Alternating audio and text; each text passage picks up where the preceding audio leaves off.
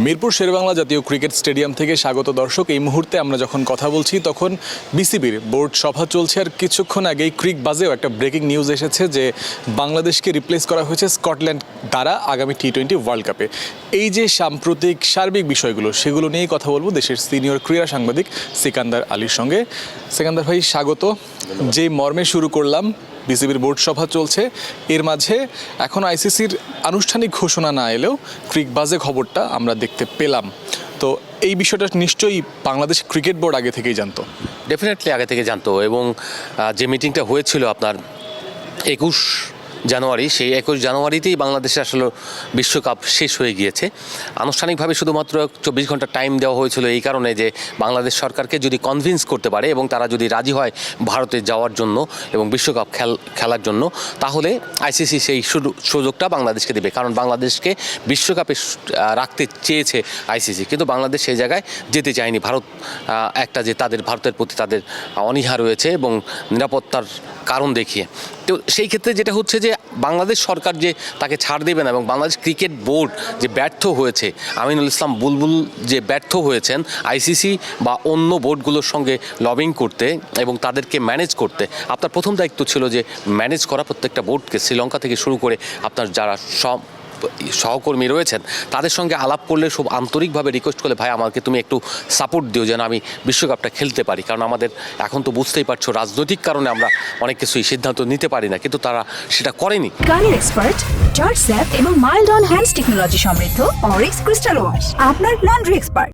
তিনি মনে করেছেন সব কিছু উনি ফার্স্ট টেস্ট সেঞ্চুরিয়ান এবং তিনি বিশ্বকাপ দলের অধিনায়ক ছিলেন, এইসব কারণেই তাকে সব কিছু অনুমোদন দিয়ে দিবে তা নয়। এই পৃথিবীতে বহুত ক্রিকেটার রয়েছেন, বহুত লোক রয়েছেন যারা অনেক কিছু করেছেন, কিন্তু তাদেরকে দিন শেষে আপনাকে লবিং করতে হবে এবং আপনাকে কমিউনিকেশন দিয়ে জয় করতে হবে। সেটা আপনি ব্যর্থ হয়েছেন এবং সেই ব্যর্থতার খেসারত বাংলাদেশ দিতে যাচ্ছে। এবং বাংলাদেশ যতদিন পর্যন্ত এই বাংলাদেশ ক্রিকেট থাকবে ততদিন পর্যন্ত আপনার বিরুদ্ধে মানুষ এই কথাগুলিই বলবে যে আপনি ব্যর্থ হয়েছেন বাংলাদেশকে বিশ্বকাপে নিয়ে যেতে। এবং আপনার এই যে আমি একটা কথা বলেছিলাম, যখন তিনি দীর্ঘমেয়াদী সভাপতি হওয়ার পরিকল্পনা করেছিলেন, ইচ্ছা প্রকাশন করেছিলেন একটা টেলিভিশনের সাক্ষাৎকারে, তখন আমি একটা ইন্টারভিউ না, ভিডিও অ্যানালাইসিসে বলেছিলাম যে এটা তার জন্য হয়তো দীর্ঘমেয়াদে উনি প্রেসিডেন্ট হিসেবে থাকবেন, কিন্তু উনি সম্মান নিয়ে হয়তো এই দেশ থেকে প্রেসিডেন্ট হিসেবে একটা অবস্থান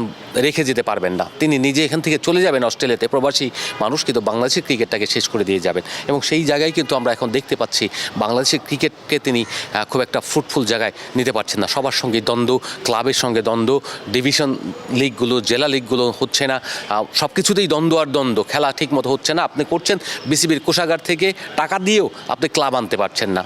বিসিবির কোষাগারের টাকা খরচ করো, মানে 10 টাকার জায়গায় 20 টাকা দিচ্ছেন, তারপরেও তারা আসছে না।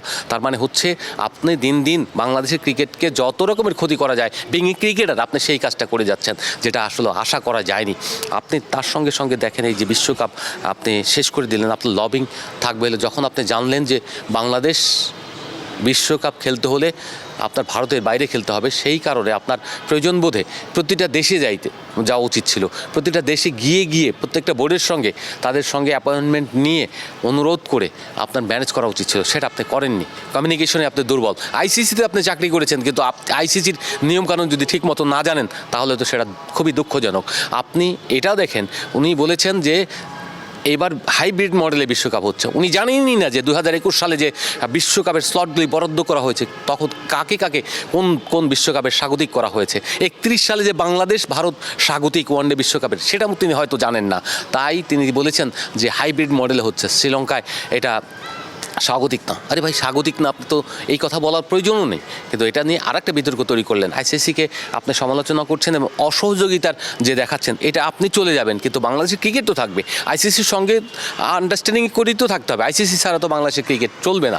যদি আপনি এই প্রতিষ্ঠানকে, সর্বোচ্চ সংস্থাকে খেপান, তাহলে আপনি কি টিকতে পারবেন? আপনার যেমন চিরগং ডিভিশন যদি আপনার বাংলাদেশ ক্রিকেট বোর্ডের সঙ্গে বিরোধিতা করে এবং বাংলাদেশ ক্রিকেট বোর্ডকে অসহযোগিতা করে, আপনি তাকে রাখবেন? তার সঙ্গে আপনি যোগাযোগ ঠিক মতো করবেন, তাকে সহযোগিতা করবেন না? তাহলে আইসিসি আপনাকে কেন করবে? আপনি আইসিসিকে যা তা বলে ভাষায় গালি দিচ্ছেন। তার মানে হচ্ছে যে আপনি টোটালি ব্যর্থ হয়ে যাচ্ছেন।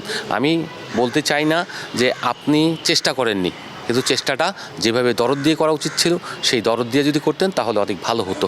এবং বাংলাদেশ আজকে সরকারকে ঠিক সঠিকভাবে বোঝাতে পারলে, সরকার না বোঝার মতো তো লোক নাই এখানে, সরকারের লোকজন বোঝে এবং সেই জায়গা থেকে প্রয়োজন বোধে আপনি সরকারের অনুমতি নিয়ে ভারতীয় ক্রিকেট বোর্ডের সঙ্গে যোগাযোগ করতে পারতেন এবং তাদের সঙ্গে কনভিন্স করার একটা ব্যাপার থাকে। যখন আপনি গর্তে পড়বেন তখন আপনাকেই উপরে উঠতে হবে, টেনে ওঠানোর লোক কিন্তু পৃথিবীতে খুব কম।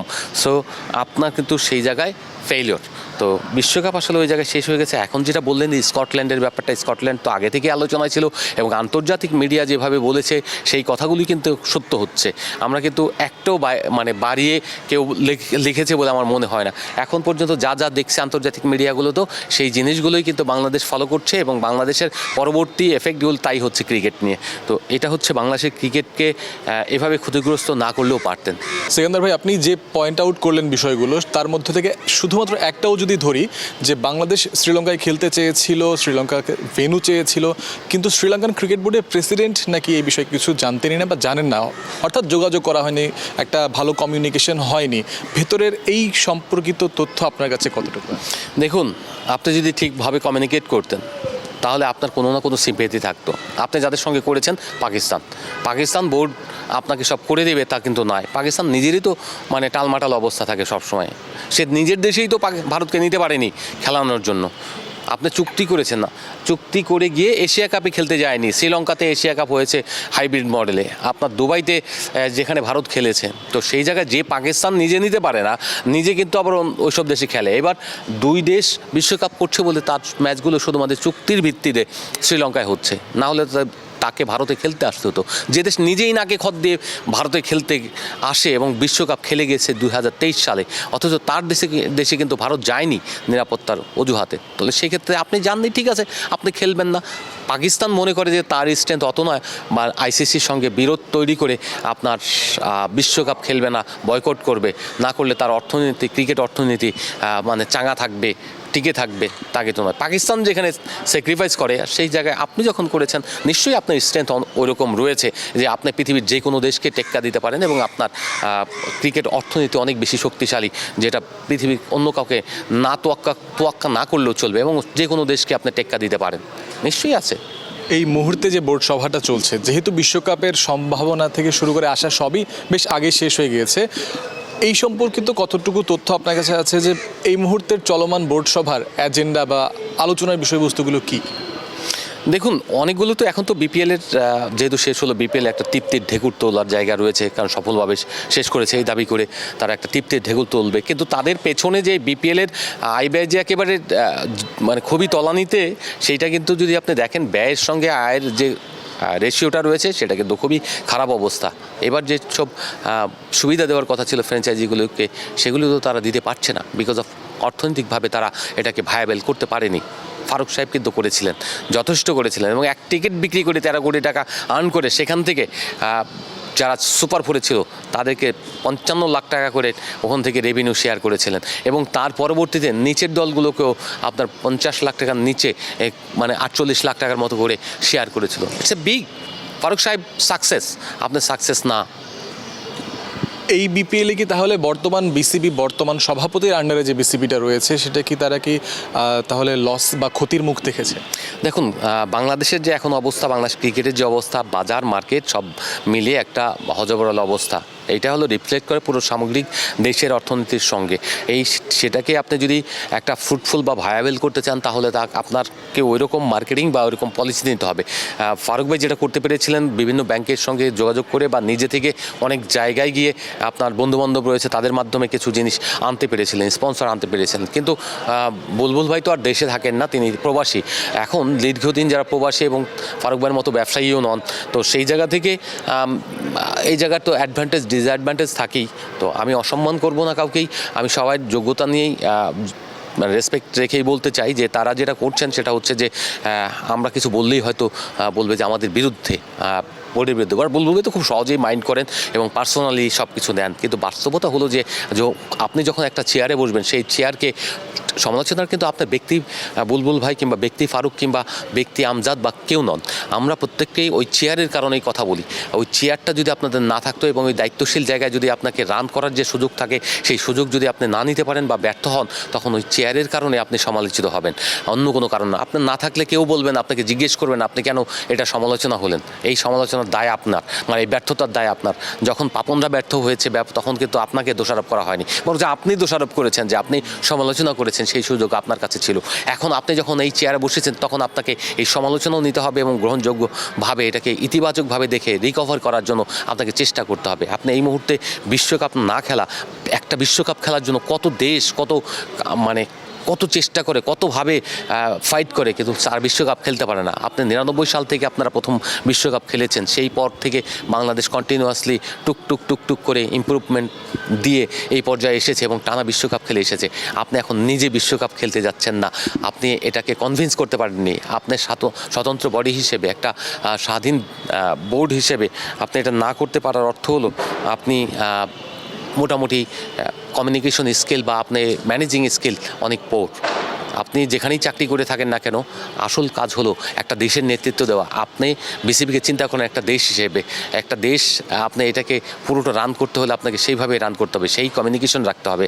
আপনি ডেভেলপমেন্ট ওয়ার্ক করেছেন কার সঙ্গে, আপনি চায়নার সঙ্গে, তারপরে মিয়ানমারের সঙ্গে, সঙ্গে। আপনি কিন্তু উন্নত ক্রিকেট খেলুড়দের দেশের সঙ্গে আপনার কোনো কাজ করার অভিজ্ঞতা নেই, আপনি জানেন না কমিউনিকেশন, আপনি কমিউনিকেশন করেননি, শুধু প্রজেক্টগুলো বাস্তবায়নের ক্ষেত্রে আপনি কাজ করেছেন। সো আপনাকে এটাকে অসম্মান করা না, আপনি করেছেন একরকম স্কিলের, কিন্তু যখন আপনি বাংলাদেশ ক্রিকেট বোর্ডের মতো একটা প্রতিষ্ঠান থাকবেন, এখন ক্রাইসিস আসবে, সেই ক্রাইসিসকে ফেস করার জন্য আপনাকে সর্বোচ্চ চেষ্টাটা করতে হবে। আমরা 2014 সালে দেখেছি যে 2014 সালে যখন শ্রীলঙ্কা এবং পাকিস্তান জোটবদ্ধ হয়ে বাংলাদেশের ক্রিকেটকে বয়কট করার জন্য চেষ্টা করেছে এবং এখানে এশিয়া কাপ, টি-20 ওয়ার্ল্ড কাপ খেলতে আসবে না বলে সিদ্ধান্ত নিয়েছিল, তখন বাংলাদেশ ক্রিকেট বোর্ড ঝাঁপিয়ে পড়েছিল এবং সেই সময় সর্বোচ্চ চেষ্টা করে ঠিকই আপনার এখানে এশিয়া কাপ আয়োজন করেছে রাজনৈতিক অস্থিরতা সত্ত্বেও, এবং বাংলাদেশ তখন সাকসেস হয়ে টি-20 বিশ্বকাপও সফল আয়োজন করেছিল।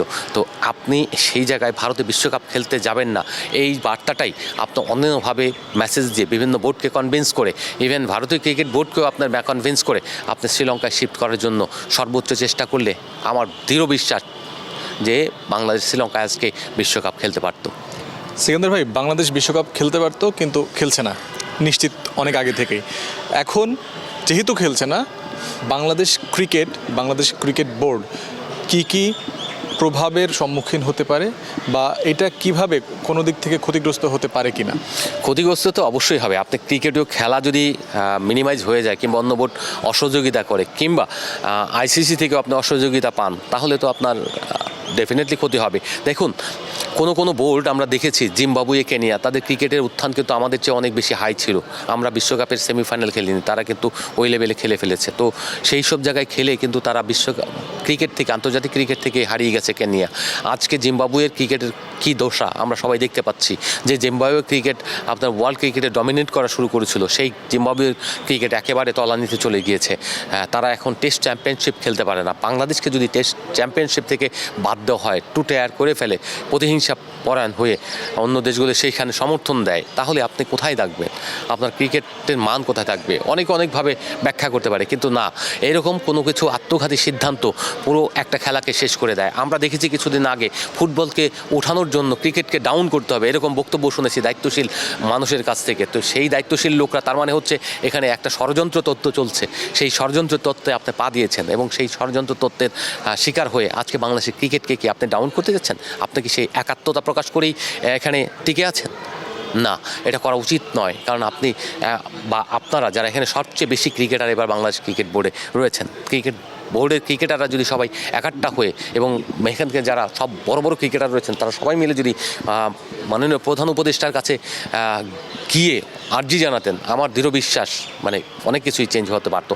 আমার দরকার নেই, ওখানেও দরকার নেই, কিন্তু আপনি লবিংটা করা উচিত ছিল। বাংলাদেশের যত দূতাবাস রয়েছে, সমস্ত দূতাবাসের মাধ্যমে, সরকারের মাধ্যমে সুবিধা নিয়ে সব দেশগুলোর সঙ্গে, ক্রিকেট খেলোয়াড় দেশগুলোর সঙ্গে বিনয় করে, অনুরোধ করে তুমি আমাকে সমর্থন দিও যেন আমি শ্রীলঙ্কায় খেলতে পারি, আমি বিশ্বকাপটা খেলতে চাই, সেইটা এইটা আপনার করা উচিত ছিল। যখন আপনি বললাম গর্তে পড়বেন তখন আপনাকেই উঠতে হবে প্রাণ বাঁচানোর জন্য, আপনাকে কেউ টেনে তুলবে অথবা আপনি নিজে কষ্ট করে উঠবেন, কিন্তু সেই জায়গায় আপনি সেই কষ্টটাও করেননি, আপনি বরঞ্চ ডুবতে প্রস্তুত হয়ে আপনি সব কিছু মন্তব্য করে গিয়েছেন। আজকে তার সুফল না কুফল পাচ্ছি আমরা, আপনার কুফল ভোগ করবে বাংলাদেশের ক্রিকেট। এবং যেটা আপনি বললেন আসলে বাংলাদেশ ক্রিকেট বোর্ডের বর্তমান যেই প্রেসিডেন্ট বলুন কিংবা অন্যান্য সকলেই নিশ্চয়ই ব্যর্থতার শিকার হয়েছেন বা তারা ব্যর্থ হয়েছেন, এবং এর সুদূর প্রসারী প্রভাব কি হবে সেটা আমরা ভবিষ্যতে অবশ্যই দেখতে পাবো। এতক্ষণ আমাদেরকে সময় দেওয়ার জন্য ধন্যবাদ সেকান্দার ভাই। দর্শক ধন্যবাদ আমাদের সঙ্গে থাকার জন্য, ক্রিক ফ্রেন্ডসের সঙ্গেই থাকুন।